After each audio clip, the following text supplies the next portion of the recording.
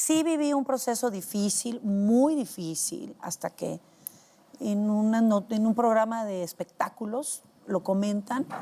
Y entonces viene el boom, se fueron a vivir afuera de mi casa, un montón de periodistas, yo entro a escondidas, ¿qué hago? ¿Para ese momento seguías embarazada? No, ya había tenido a Nicolás, ya se había dado la noticia, la habían dado por otro lado. ¿Sabes qué estoy pensando ahorita que te sentaste? Nosotras que estamos a expensas de caer en los chismes, ¿no? Yo no. Ay, yo jamás. Pero hemos tenido que aclarar cada cosa. Otras un poco más ¿Te ha pasado complicadas. a ti, Erika? Claro, por A ver, supuesto. ¿cómo? Obviamente toda la cuestión de mi maternidad. Claro. Y el no decir quién era el papá y todo. Entonces, cuando Nicolás empezó a tener un poquito más de uso de razón, o cuando la noticia se hace más ya realmente confirmada y demás, me senté a hablar con él y dije, lo que me alcanzas a entender, pasó esto, le conté más o menos la historia en su lenguaje, se fue, pero no quiere decir que no te quiera, o sea, todas estas cosas que uno maneja para no lastimarlos, ¿no? Y me dijo, ya sé. Ah, claro, porque alguien viene y le dice. Y entonces vienen del colegio y me dicen que él lo resolvió diciendo, mis papás están divorciados.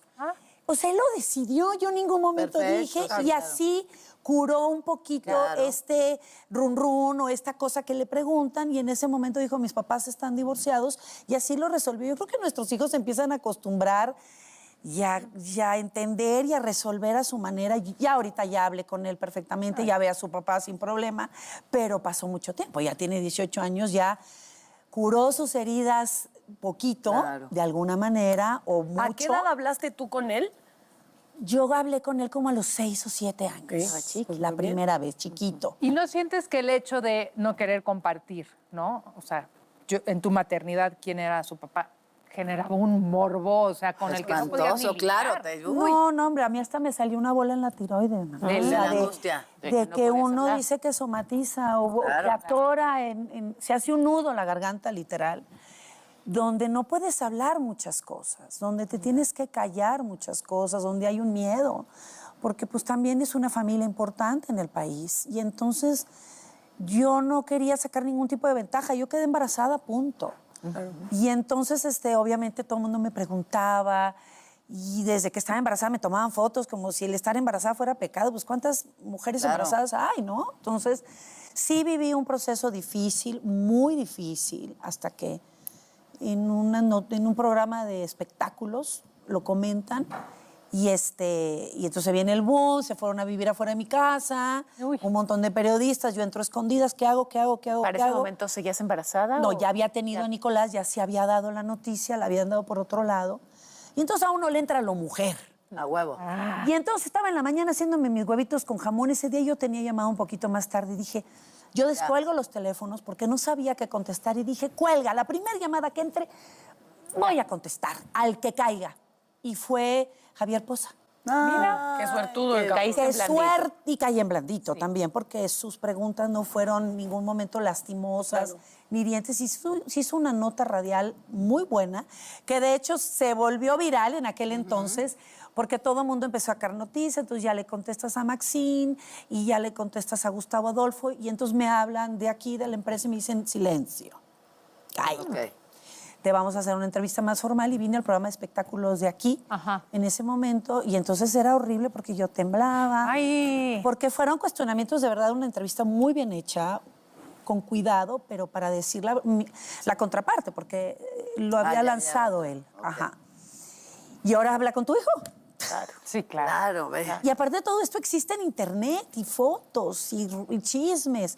Ya está acostumbrado, no sé hasta dónde. Seguro salió lastimado,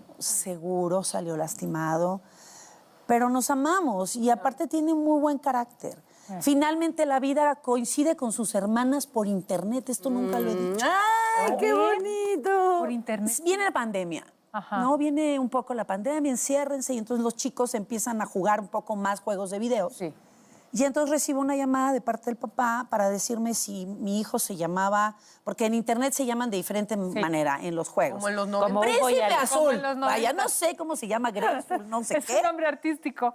Y entonces le digo, Nicolás, yo encerrada, ¿tú te llamas así? Sí.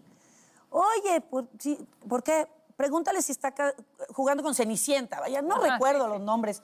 Oye, ¿tú estás jugando con una niña que se llama tal? Sí. Y entonces me dice, Ernesto, pues es que es su hermana. Ay. Y entonces yo cuelgo y le dije, estás jugando con tu hermana. O sea, ellos, hermanos, se encontraron por internet. Pero lo supo a partir de que se lo dijiste Sí, tú. la niña sí sabía que él era Nicolás, pero Nicolás ni idea. Igual y ella tenía también esta necesidad. Y entonces ahí empiezan a comunicarse jugando y entonces él, y a mí me dio mucha emoción, perdón, voy a hablarlo, ¿se puede? No sé, córtenlo. Gracias. Cuando él dice, mamá, Ay. y le empieza a decir a todos sus amigos que estaban conectados, estamos jugando con mi hermana y yo. Se me salía el corazón. Creo que se llevan muy bien y eso me da mucho gusto porque no está solito. Claro, tiene su hermana. Y gracias a Ernesto que lo permitió. Gracias. Ay, perdón, me emocioné. ti, Nunca lo había contado. Nunca lo había contado. Gracias. Es la primera vez que exploto y qué tiene y no importa porque aparte ya se sabe y ya lo sabe sus hermanas y punto. Y está Pero además padrísimo. dijiste algo, o sea, de esta historia también algo que es maravilloso y hermoso, es que creo que el antídoto a la negativa morbosidad es justo la autenticidad, cuando las personas cuentan su historia. Sí. Y todo el mundo tiene un lugar, creo que bastante honesto de vivir sus vidas y de tomar sus decisiones y no es juzgable. Y entonces creo que hay un poder enorme cuando la gente dice, esta es mi historia y este soy yo, y no hay nada que pueda ser más poderoso que eso. O sea, por eso de repente cuando la gente tanto dice de ¿para qué salir del closet o para qué decir cierta cosa? Yo digo, sí es importante porque empodera a las personas y también le muestra a otras personas en circunstancias parecidas. Me acuerdo que en el programa una vez creo que una chica te dijo que le empoderaba tu historia, le empoderaba saberte madre soltera, con tu niño, verlos haciendo cosas juntos en redes. Creo que como mamá en general es empoderador, pero para las mamás solteras significa otra cosa y mientras más se parezcan las historias, creo que empodera más decir, yo cuento mi historia y no es juzgable. Oigan, pero ¿qué programa? Platícanos, Sí. ¿qué programa? ¿Qué horario? El otro ¿Qué día día? para cerrar contigo me hacen una entrevista y me dice, oye, pero el ser mamá soltera, hasta le dije, ya ser mamá soltera ya no tiene nada de malo. Ya, o sea, ni ya de- no me lo cuestionen como si fuera pecado, Oye, por favor. y además Sí, en la ¿qué? Ciudad de México, Sí, una ¿qué? de cada 4 familias está encabezada por una mujer sola. O Así sea, que no pasa nada. Hola, yo soy Natalia Telles y te quiero invitar a que si te gustan los contenidos de Unicable, por ejemplo, Netas Divinas, que es un programa que me gusta mucho, pues te suscribas a nuestro canal de YouTube y actives la campanita para que te lleguen notificaciones y seas el primero en saber cuando hay nuevo contenido.